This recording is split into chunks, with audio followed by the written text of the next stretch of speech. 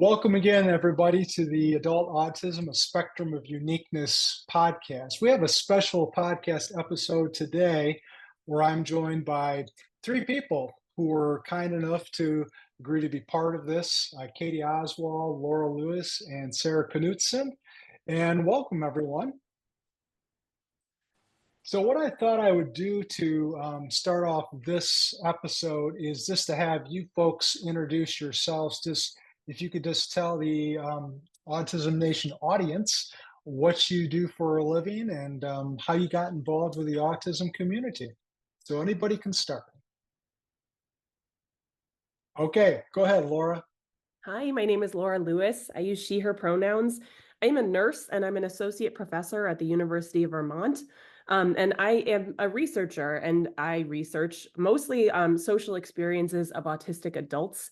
I've done a lot of work on people who I identified an autism identity later in life. And then my work has evolved from there. I do a lot now on intersectionality of queer and autistic identity. And I've done some work more recently on dysregulation experiences, particularly meltdowns and shutdowns.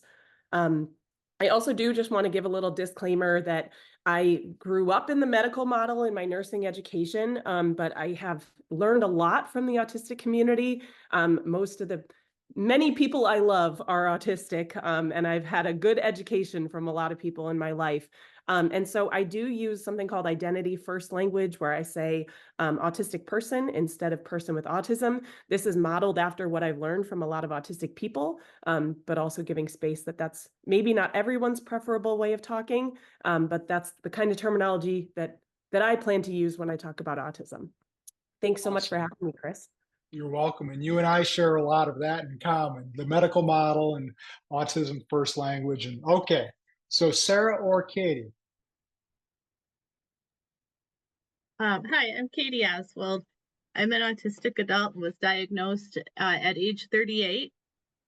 So I was looking at that time for, how could I support my community? I was really looking for people that I could identify with myself. So I started a meetup group because I couldn't find anything like that. I couldn't find what I was looking for. And I thought I was just starting like a small social kind of get together thing, and it really expanded.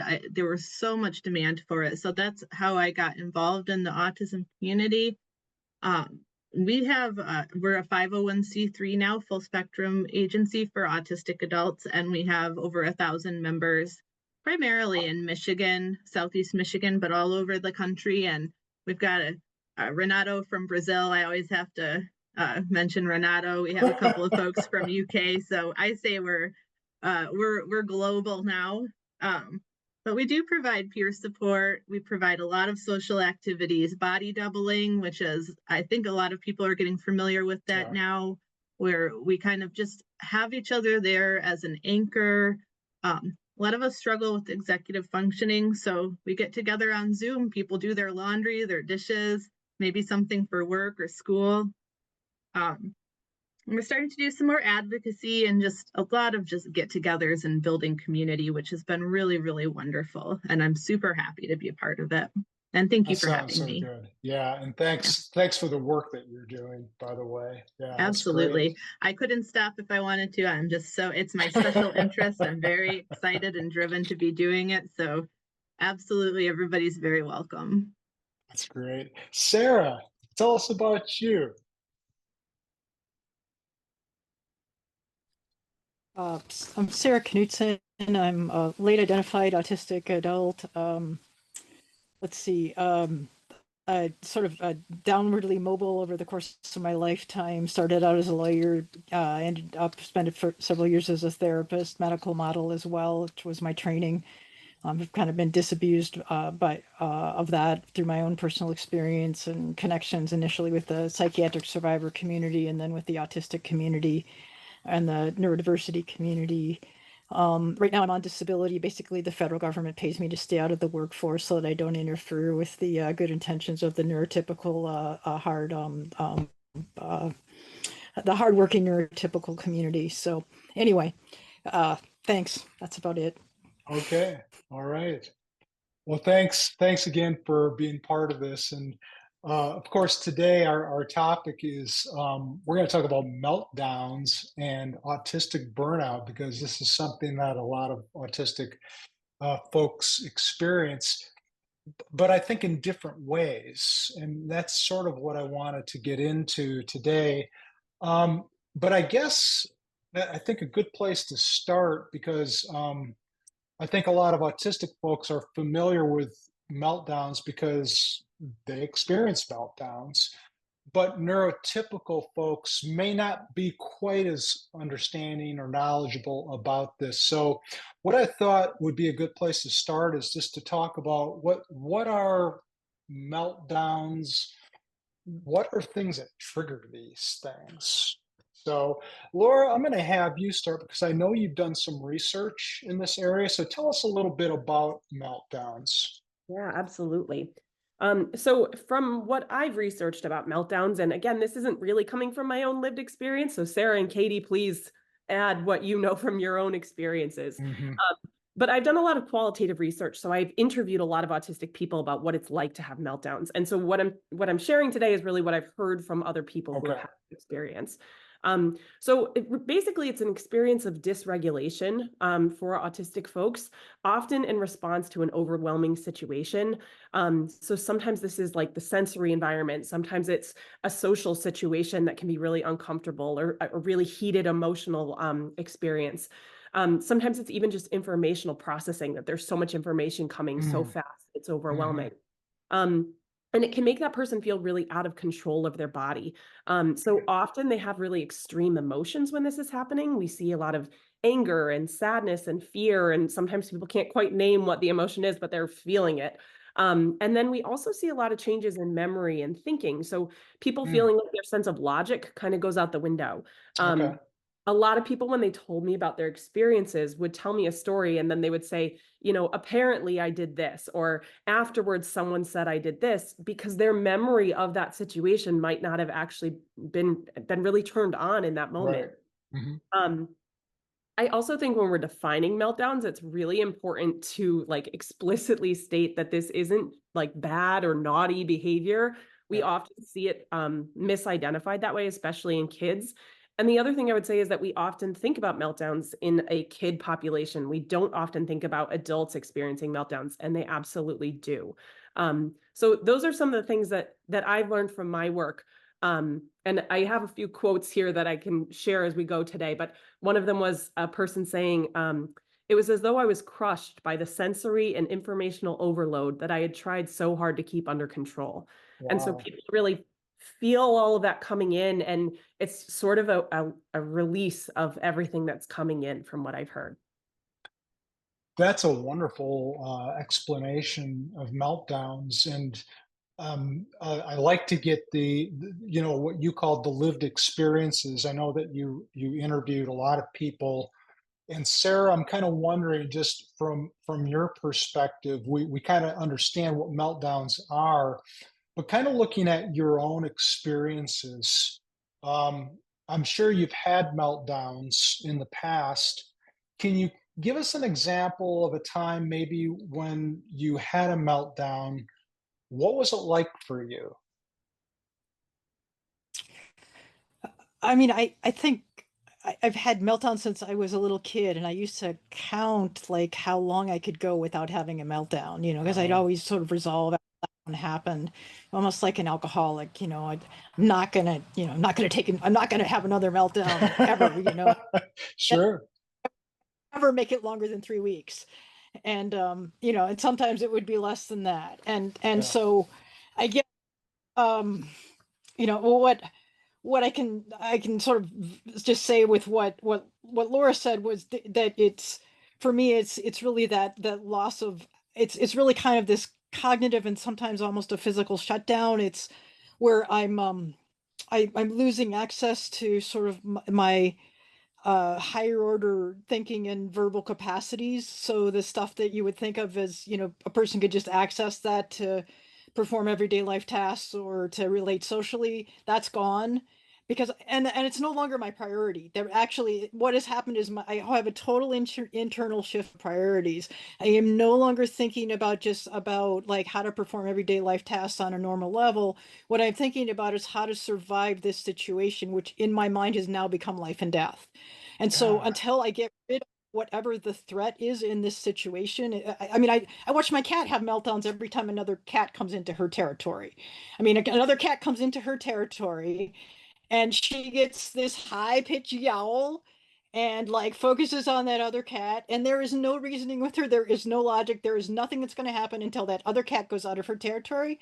And like whatever has just come across my radar that is the source of that meltdown, and usually for me it's something emotional and it tends to be something social. Something has mhm. gone bad in my relationships and the way that I think. So the way that the expectations I had about something that was going to happen socially, or the way that we were going to be interacting, that something has gone bad with that. Until that threat is gone and away, I can't get my focus and my attention off of it until I feel safe again socially. And the and it often doesn't go well because those aren't the rules. How that's not how neurotypical society operates socially. So it often doesn't go well. It often doesn't end well. It's in fact why I'm on disability. It's because I had enough of those things not go well at work. That they pay me to stay out of the workforce so I don't disrupt them. So Well, and it's interesting the way you describe the meltdown is almost like how a person who's been traumatized would describe an experience where there's a threat, and the meltdown almost is, if it's not a threat itself, usually I think the way that you're describing it is that something socially could happen that triggers a meltdown, but that social situation, sort of like with the cat, your cat you were talking about being threatened, that your meltdowns could be the result of a perceived threat in your that environment. I it as separate from what we would classically consider trauma. I think of it as survival, that something has gone, I've Yeah. gone into territory of overwhelm for whatever reason. And once I go into that territory of overwhelm, I can't until the threat is resolved, I can't get back to what polite society would think is acceptable Yeah, behavior. I get that. Okay. Katie, how about you? Yeah, what Laura and Sarah are sharing is definitely resonating with me, and it's a lot of like what I've heard from my peers as well. So, um, like I think it depends a lot on the person how we experience it, but for me, it's kind of like almost like going into fight or flight mode, like a physiological, like Sarah's saying, it's about survival. Mhm. It's a survival response because and the threat I think comes from, and there is a perceived threat or danger that you're trying to survive. And for me, it comes not necessarily from any one. It can come from one situation that has gone wrong, but it also can come from just having to interact too much in one stretch. I love people and I love working with people. And this has been a frustration for me my whole life that this is the thing that can push me into meltdown because, I have to be really careful, like how frequently and for how long the stretches I interact with people. So, and I can talk more on this later when we get into burnout as well, but like being in school for those long days all the way through K through 12, it just wore me out, and Sure. I'll describe that more later. But those meltdowns, yeah, there is a perceived threat. You kind of go into this physiological survival response. Yeah, often from sensory overload, and I consider all of that sensory, interacting with people and interpreting, like having all this information fly at you. It's all a sensory experience, and there's a lot of research I think that we're starting to see that shows how autistic brains and other maybe neurodivergent brains see so much more detail and experience so much more detail out of our surroundings. So it makes sense to me that this would happen. And I think if for anyone who experiences the world this way, it makes sense that you would be having those responses sometimes. Well, let me ask you something, Katie. Mm-hmm. So I'm neurotypical. How would I know that you're having a meltdown? I mean, let's just say Oh, you we're, would know. oh, okay. So Yeah. what would I see? What would I Yeah, you would hear? see, and sometimes I remember this and sometimes I don't. Sometimes it's like an out of body experience while it's happening. It's like I'm watching some other, like some crazy person that I don't know, and it's really me. So Okay. you would hear some weird grunting, kind of slash grunt slash scream situation happening. You might see me flapping my arms around a lot, hitting myself in the head, biting my hands. And if there's anything in my hands, it's gonna fly. I've never hurt Okay. anybody, but like, if there is anything in my hands when I hit that meltdown point, it's gonna fly across the room. Not necessarily hard, but it's just gonna go. And if there's a wall, I might be kind of pushing myself into it to feel that pressure, kind of. It is very, very noticeable and not a way that society would expect an adult to act. And it's horrifying when it happens anywhere, but it's particularly horrifying when it happens in public. So I think what's more important is for people to learn how to recognize when I'm leading up to that point so that we can try to prevent it. And Okay. prevention is something I've gotten better at as I've gotten to know myself better as an adult. But sometimes I do still need help with that. Mhm. And Sarah, I wanted to kind of take what Katie said and ask you something about that. For the meltdowns, are these things that just kind of come on like that, or is there more of a gradual buildup to having that, and then something just happens? How does that work for you? Um, it's there's often there's a buildup. Okay. Some it can be more gradual or not. It can be like this, it can be the same situation, or it can be a lot of things converging. Like it can be a combination of not enough sleep and relationship pressures, or it can just be tension in a relationship that's gone on for a really long time. And then one day, and I don't even necessarily know why, but it's interesting because Katie said, well, anything in her hands are going to fly. Well, for me, that the meltdowns are often verbal, and so anything in my head, any thoughts in my head are going to fly, and they're going to come Okay. out of my mouth, All and I'm right. going to unload the things that I'm thinking, and really the version of reality that I need you to believe in order to get the threat to go away. That's the logic that I seems see. to come, is that the story I tell you at that time isn't necessarily the truth between you and me, but it is the version of reality that I need to believe myself and I need you to believe in order to get the threat that I perceive as you, or that I perceive as this situation, to go away. And that's the truth. That's the part of it that's true, is what I'm saying is what I think will get the threat to go away. It's not necessarily true about you. It's not necessarily true about me or how I think about us long term, but it is what in my life experience would get that threat to go away. Yeah, you need the validation from others. Yeah, which comes from the which comes and which comes from the survival thing. Really, it's like I need the threat to go away, and I need the threat to go away so I feel safe. However, we get that threat out of the room is what my behavior is gonna is sort of what my behavior is gonna do. In that situation is what I've sort of or is what I've found myself doing. Laura, in your research, had you done any, I don't know if you did anything around autistic burnout or not, but if you have, could you say anything about differences between meltdowns and burnout? So I haven't researched burnout like myself, but I've read some really great articles. Dora Okay. Raymaker's done some real work on burnout.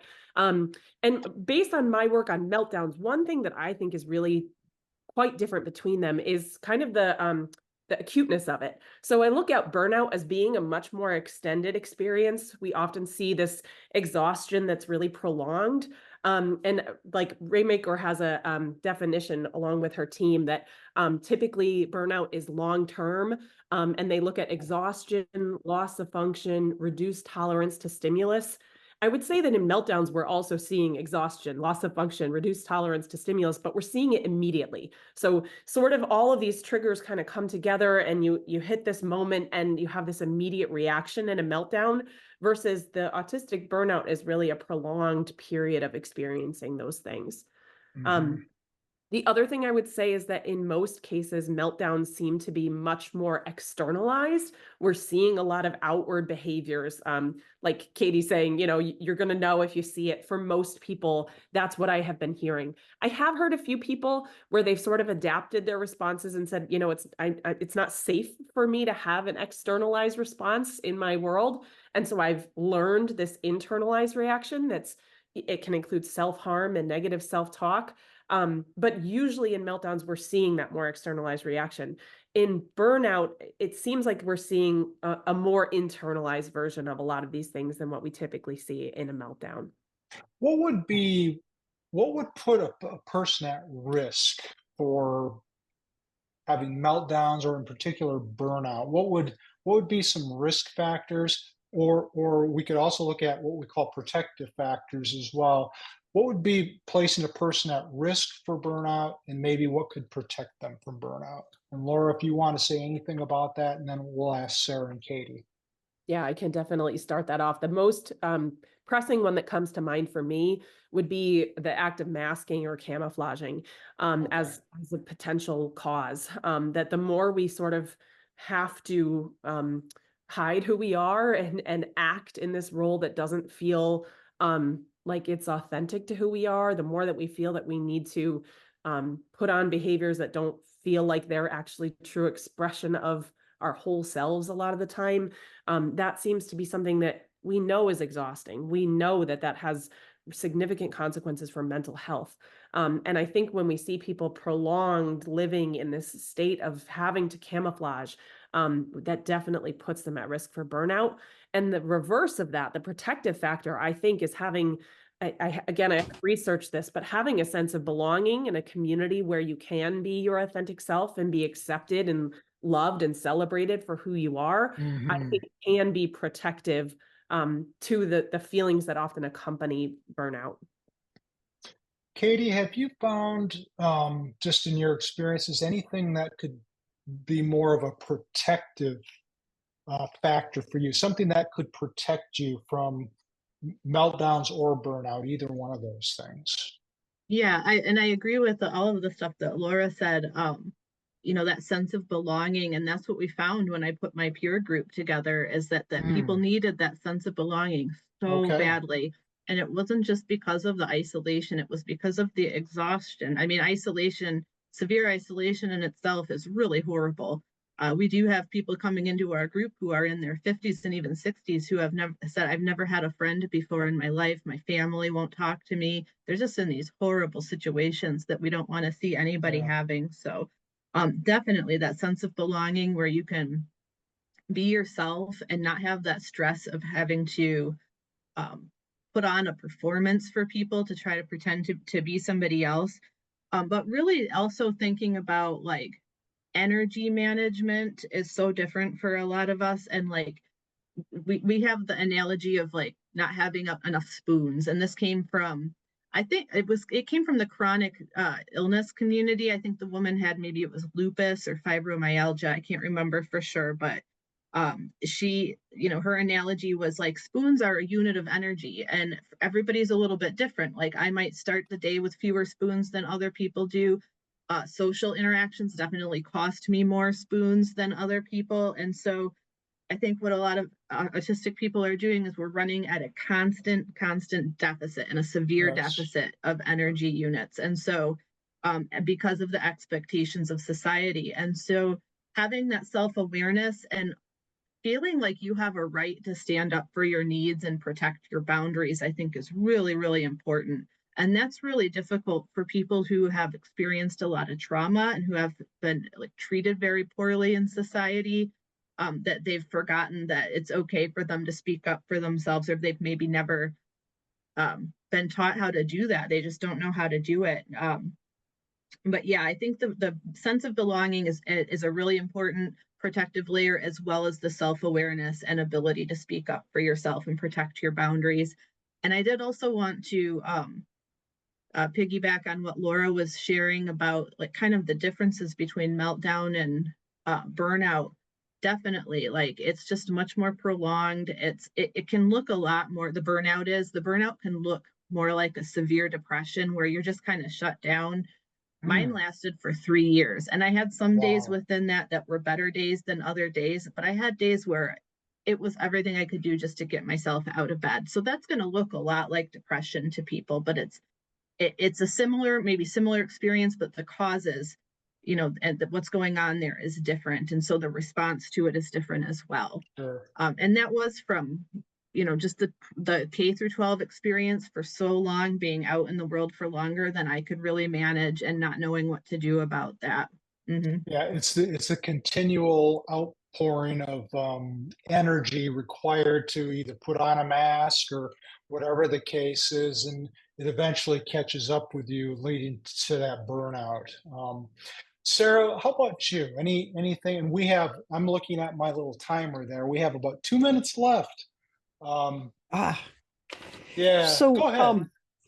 so for me, I would say that the difference between meltdown and burnout is meltdown is acute fight flight and sometimes freeze. I mean, I can have a meltdown that's a freeze, that's really a shutdown response where I just have given up on our conversation and I'm just going into my hole.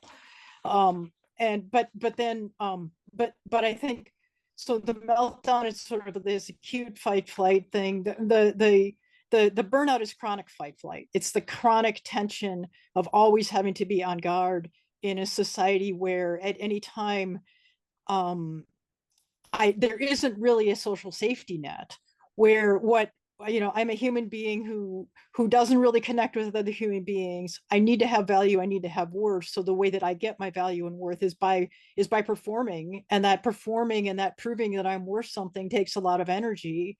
But if at any moment I can't perform, it's all on me to keep up to keep up a constant performing so that I can constantly show that I have worth. If I can't perform, there isn't a social safety net. So the chronic tension of that, and the chronic tension of not having a social safety net in a world of human beings where jobs and everything else requires social safety nets, not being homeless requires a social safety net, that all of that there's just a chronic underlying tension that's there all along. And the chronic toll of that, we can connect that with chronic diseases, chronic illnesses, and a kind of chronic exhaustion that goes along with all sorts of things. All right, we are starting part 2 of our interview here. My Zoom, I have the free account, so unfortunately it kind of cut me off after 40 minutes, and so we got back together. And thanks everybody for agreeing to come back and talk about this. So we were talking about basically burnout. Sarah, we're talking about some stuff there at the end. I don't know if there's anything else that you wanted to share before you were so rudely cut off by Zoom. I did want to just share about like protective factors, because I think there's a larger sort of social kind of protective factor. Like I actually think that it's really open. It's really a different way of thinking, and I think so much of the time the mainstream culture thinks, well, if it's not within the mainstream way of operating, it doesn't have any worth. And so it's really reopening. It really has a lot to do with and if mainstream culture actually wants to be helpful with this, and maybe they do and maybe they don't, but if they actually want to be helpful, for me, it's really being open to reconsidering that there's other kinds of worth, that there's other ways of people contributing than what a mainstream culture expects from a conversation. Mhm. And that actually means sort of being open to reconsidering what isn't worthwhile within the context of a conversation, what isn't worthwhile for other human beings to offer, being willing to have those conversations and investigate those kinds of issues. And it also means like making an intentional effort to pay attention to who is talking in this conversation, who is Right. getting airtime and who isn't. And when somebody talks, is it just like, are people just waiting for them to finish and then they're going on to a different topic? Or are people actually treating that viewpoint as something worth investigating, something worth taking time to spend time with, to see where that's going and to try to understand and explore? Because so many times what happens when I'm an autistic person in a conversation is you wait for me to finish and then you go on. And what that communicates to me is I have zero worth in this conversation, and I might as well not be here. I'm basically here to listen to the dominant culture, the people who everybody else who the culture is interested in getting Yeah. airtime, and I'm here to applaud. And mostly, I'm not even that interested in what y'all are saying, and I'm still expected to be hanging out and applauding. And I'm actually bored out of my skull going, when the F will this be over with? So and so I'm just not that interested. And then when I do get my 2 seconds, you all are moving on, and it's Yeah. really, really irritating. So for me, it's like, if you actually wanted to do something about it as a mainstream, it would be actually, trying to challenging your own idea of what has worth to offer. And a lot of it also is also challenging your idea of like how like, does it, if I don't present in the right way, if I stutter too many Right. times, does that mean you Yep. get to automatically tune me out? Or does it mean I actually get to stutter and talk and actually have your respect and have the dignity and respect of being treated as if, even though I'm stuttering or even though I'm repeating myself, I might have something worth saying, and you might make the effort to actually get to the content and try to understand the point. So I guess those are some thoughts, is that if you actually really care about doing it, there's a whole way that the culture itself needs to change in order to really fit within a human rights context that says, hey, we all have dignity and regard here. We actually theoretically all are members of a human family, and we all are in theory equal in rights and dignity. It's not just if I match certain normative expectations and otherwise I get written off as a person. And my job is to just, make your life comfortable if I don't present in the way that you think I should present. Yeah. And I wonder if part of the whole worthwhile thing that you were just talking about has to do with, from my perspective, appreciating differences and how people communicate and how people relate to one another. Because as a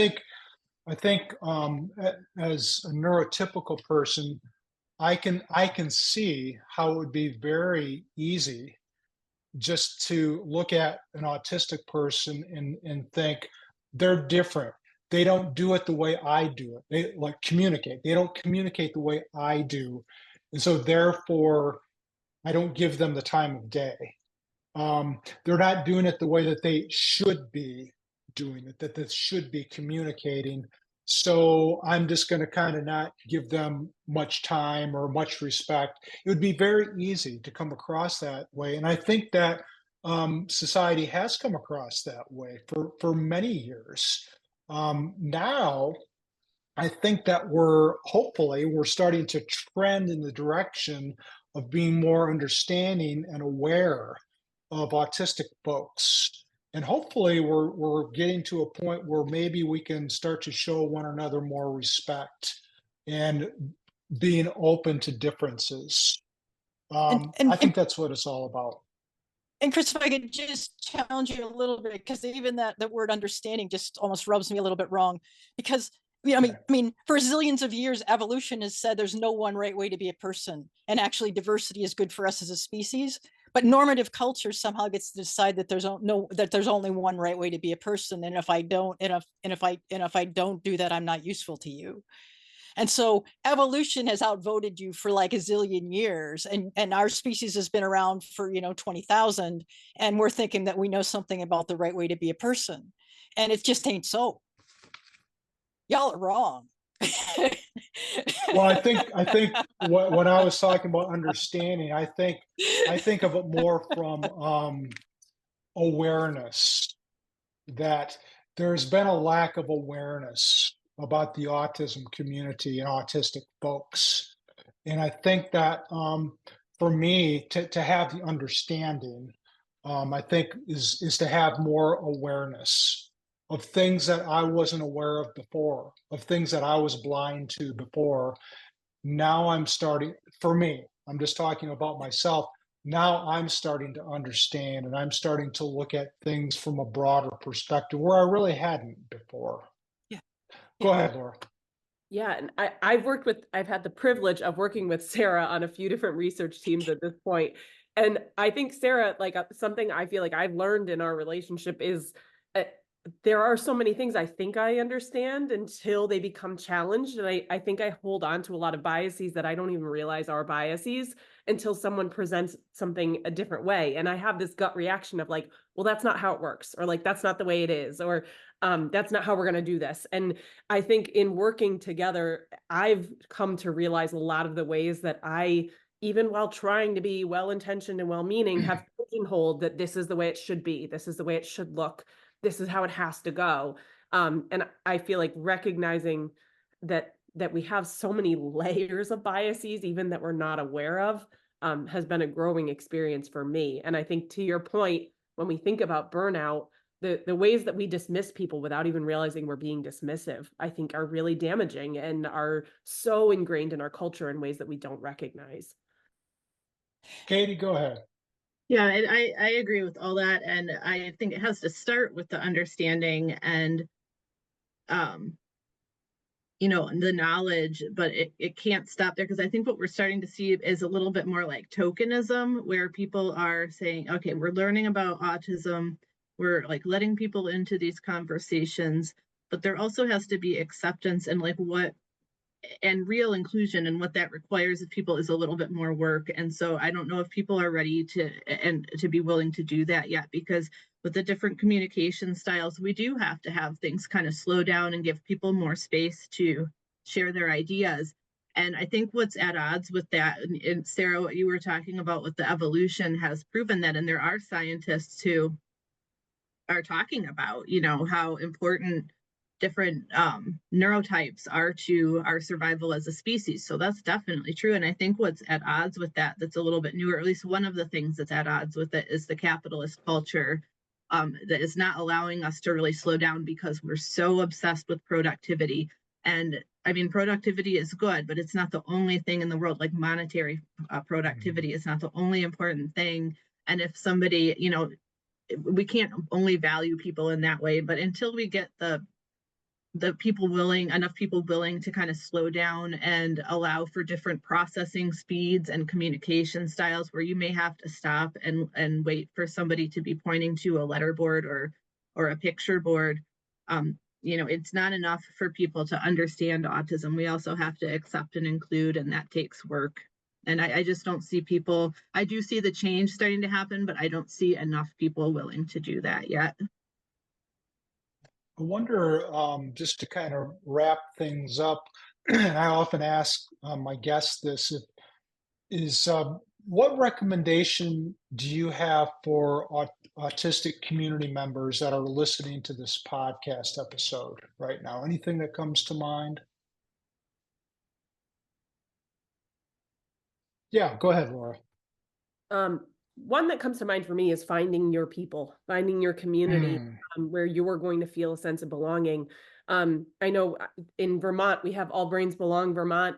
They're an incredible organization. They have virtual meetups for people that you can access from anywhere in the world. If you haven't heard of them, I would check them out. And they have free tools that are just like community building for anyone. It sounds like, Katie, you're doing some really great work with meetups. There are so many online spaces now for people to connect.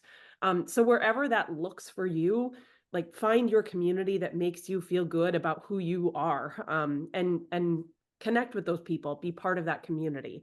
That would be my recommendation. That's great Absolutely. And advice.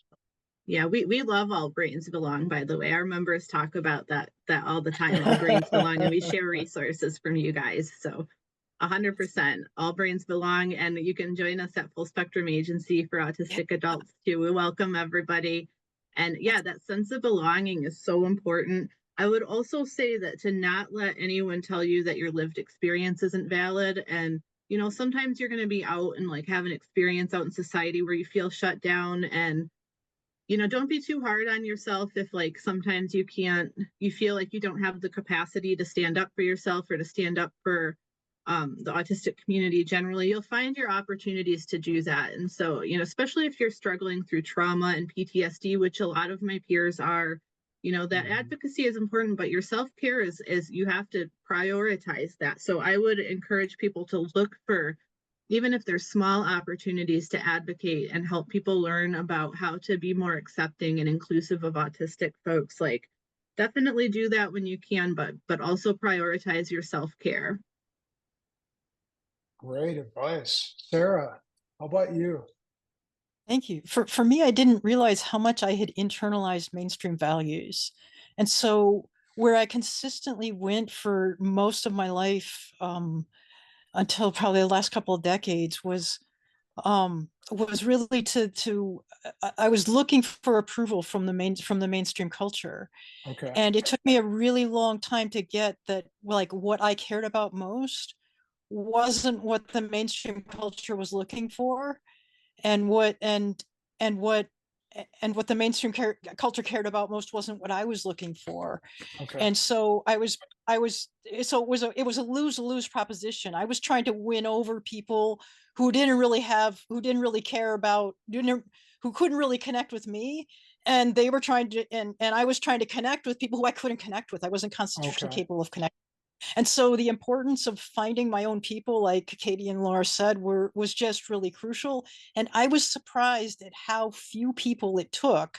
Like, if I could find one other person who was like me, that made a tremendous difference in my sense of safety in the world. And if I found two, that was like, oh my God. And then, you know, now with All Brains Belong in our area, you know, 3 or 4 is like, wow, my eyes are starting to pop. And it's like, and I know of 10 or 20. And then, and now I'm like, just found out about Katie's organization, and it's like, oh my God, you've got 1,000. And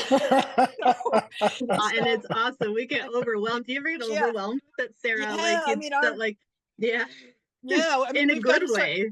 Yeah, we got to start having like some kind of cross, you know, sort of We All should Brains do- Belong, Yep. ABC connection between the two organizations. We should do. Yeah.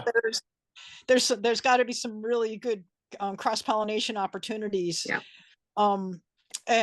So anyways, I think I didn't realize the power of that, and I didn't realize how much energy I was throwing down the drain that I needed, that I wasn't building by not valuing my own people. I sort of had discounted my own people and what they could offer, and what we could offer each other, because I had so bought into like the dominant culture's ideas of who has value and who doesn't. Yeah. And so I didn't realize how much energy I could get from connecting with people who were like me. I kept going to people who weren't like me, seeking validation, not getting it, and just losing all of that energy. And so I think that's where, if I could have done that sooner, and looked for my tribes sooner, rather than continuing to try to win over the dominant culture to like me better or be more like me. I think it would have been a better It kind of brings us around to what expenditure of Laura was energy. talking about. You found your people. Yeah. Yes, exactly. And what Katie, both what Laura were talking about. Exactly. Yeah. Exactly. That's wonderful. Well, thanks for being part of this. This is an awesome episode, and I think that the listeners will really get a lot out of this. Got me thinking about some things, and I hope it does for our audience too. And I hope you folks continue to do the great work that you're doing, both Laura in academia and Sarah and Katie in your communities. I hope everything continues to be as positive as they have been at this point in time. So thanks again for participating. Thanks so much, Chris. Thank you. Thank you so much. Okay. This was fantastic. Thank you. You're Really welcome. appreciate it. Have a good rest of the week. Yep. Okay. Thank you. Bye-bye. Bye. Bye now. Thank you. Bye.